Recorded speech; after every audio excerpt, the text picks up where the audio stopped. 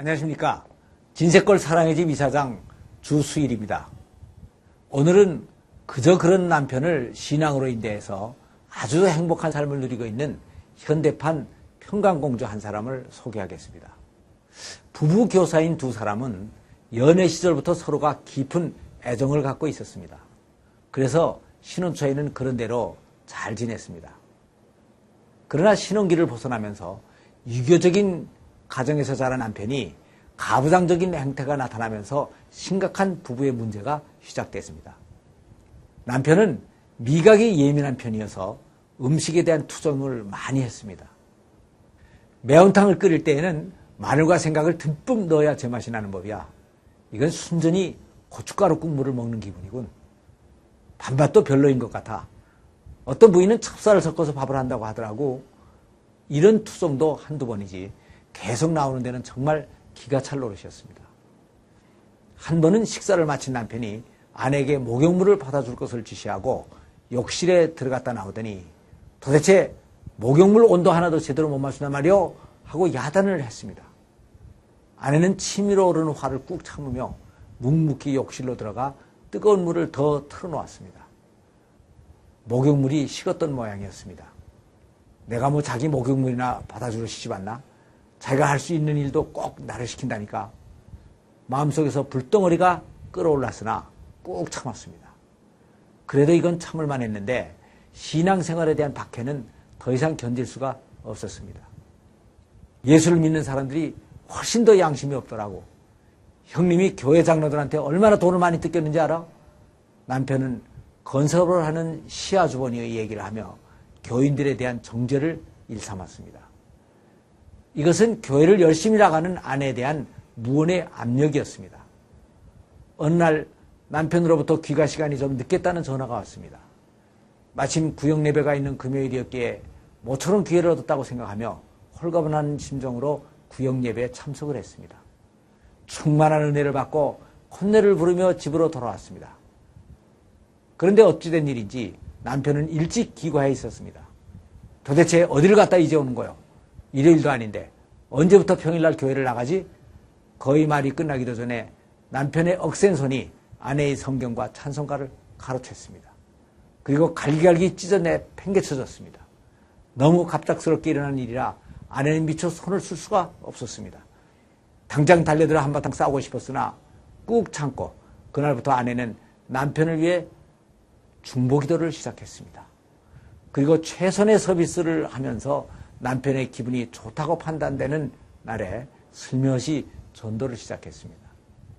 당신도 예수를 믿었으면 좋겠어요. 부부가 함께 교회에 나오는 모습을 보면 그렇게 부러울 수가 없었어요. 그럼에도 불구하고 남편은 묵비권을 행사할 뿐이었습니다. 아내는 끈질기게 남편을 설득했습니다. 당신은 99점짜리 남편인데 교회만 나가면 100점이 돼요. 교인들이 당신 자랑을 많이 했더니 구역 식구들이 당신을 얼마나 보고 싶어 하는지 아세요? 칭찬에 둔한 사람은 없는 법. 남편은 빙그레 웃더니 아내가 교회로 나가는 것을 공식적으로 허용을 했습니다. 단 가정일을 소홀히 해서는 절대로 안 된다는 단서와 함께.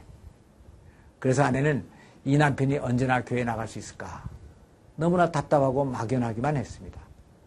그러나 끈질기게 기도하던 중 하나님께서는 길을 열어주셨습니다. 동네 가까운 데에서 매주일 부부들이 모여서 교제를 하며 성경 공부하는 모임이 있다는 것을 알았습니다.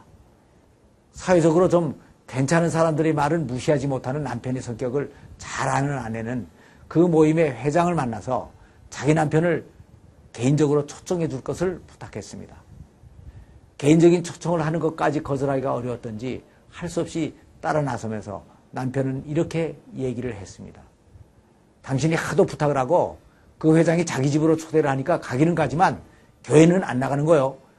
이렇게 해서 남편은 그 모임에 참석하기 시작을 했습니다. 그리고 거기에서 같은 또래 부부들 간에 솔직한 대화를 나누는 것을 통해서 기독교에 대한 거부감이 많이 해소됐습니다. 그리고 계속되는 성경 공부를 통해서 자기는 별 흠 없이 잘 살고 있는 남편이라고 자부하고 살아왔는데 자신이 얼마나 큰 착각에 빠져 있었던가 하는 것을 깨닫게 됐습니다. 한 6개월이 지난 어느 날 남편은 드디어 오늘은 나도 교회 가볼까 하는 말과 함께 교회를 나가게 됐습니다. 그리고 행복에도 수준이 있다는 얘기를 듣고 그렇다면 수준 높은 행복이 무엇인지 좀 알아봐야겠다는 생각을 하고 행복 업그레이드 가정 세미나에 참석을 하게 됐습니다. 이 세미나를 마친 후 남편은 세미나를 통해서 변화된 부부간의 삶을 간증하는 자리에서 이런 간증을 했습니다. 목욕물 온도를 잘못 맞추었다고 야단을 치면서 그것이 남편의 당연한 권리인 줄로 생각했던 지난날이 너무나 부끄럽습니다. 누구는 야단을 치고 누구는 야단을 맞고 이건 불합리한 것이었죠.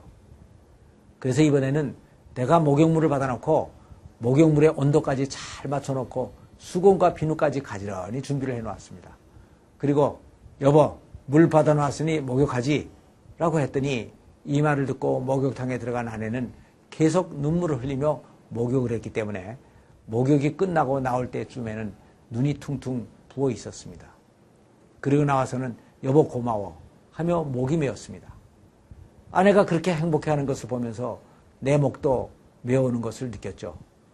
그래서 뭐 이 정도를 가지고 그래 하는 순간 20년 전 처음 연애 때 포옹했던 때보다 훨씬 더 감격적인 포옹을 할 수가 있었습니다. 요새는 신혼 기분입니다. 왜 이런 걸 모르고 살았나 싶더군요. 남녀 간의 낭만은 연애 때만 있는 줄 알았는데 더 멋진 낭만은 중년 이후에 있는 것 같아요. 그리고 또 달라진 게 있다면 아침에 일찍 일어나서 이불을 개고 방을 치우는 것입니다. 전에는 출근 시간에 맞춰서 일어나서 그대로 몸만 빠져나와 출근을 했거든요. 그러면 먼저 퇴근한 아내가 항상 방을 치우곤 했습니다. 남자라는 이유 하나 때문에 연약한 여인에게 직장과 가사의 이중일을 다 맡기고 나서도 너무나 당연한 것 같이 생각했던 내가 부끄럽습니다. 사랑이라는 것이 그냥 좋아하는 것만이 아니고 자기를 희생하고 상대를 행복하게 해주기를 위하여 무언가 행동하는 것이라는 것을 깨달았습니다. 그리고 이러한 속에서 느끼는 것이 바로 수준 높은 행복이라는 것도 알았습니다. 라고 간증을 했습니다. 그런데 이렇게 미숙했던 한 남편을 이렇게 멋있게 변화시킨 것이 바로 한 현명한 아내의 기도와 인내와 정성이었던 것입니다. 그래서 저는 이 여인을 현대판 평강공주라고 명명을 했습니다. 그리고 베드로전서 3장의 말씀을 생각했습니다. 아내된 자들아 이와 같이 자기 남편에게 순종하라. 이는 혹 도를 순종치 않는 자라도 그 아내의 행위로 말미암아 구원을 얻게 하려 함이니 저희의 정결한 행위를 봄이라. 감사합니다.